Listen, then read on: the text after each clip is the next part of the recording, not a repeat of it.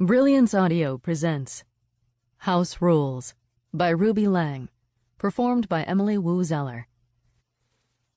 The last person Simon Mizrahi expected to see when he arrived at the uptown apartment he was looking into renting was his ex-wife, Lana. He'd caught only the quickest glimpse of her profile, the back of her dark head, her decisive shoulders as she disappeared into another empty room.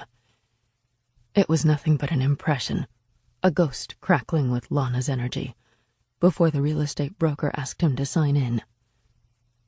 It couldn't be her. Could it? He was still distracted when the broker, who introduced herself as Magda Ferrer, began telling him about the building and extracting information from him. "I'm a music educator," he answered, trying to peer into the next room. Maybe there was no one there. But no, he heard a creak, a door opening and closing. He fumbled through his email address and telephone number on the tablet, dimly aware he'd probably be getting a flood of emails from this broker because he'd given out too much information.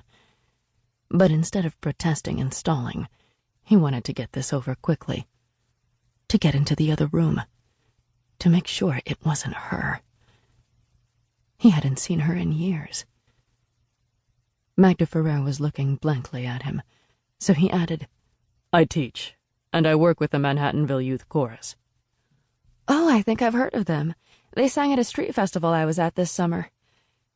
She tugged a little self-consciously at her suit jacket. She seemed quite young. Brokers always seemed so polished, so unlike his rumpled self. Part of the job, he supposed.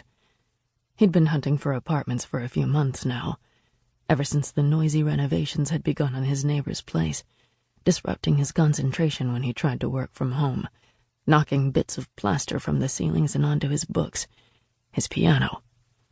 His tiny one-bedroom felt dustier and smaller, more oppressive than ever.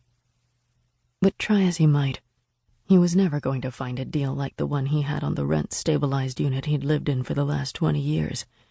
The place that he'd shared, for a brief time, with Lana. He plugged a few more answers into the broker's form before heading toward the open door of the bedroom to see if he could find the ghost. He was half afraid the broker would follow him and talk, half afraid of what he'd say to Lana when he saw her.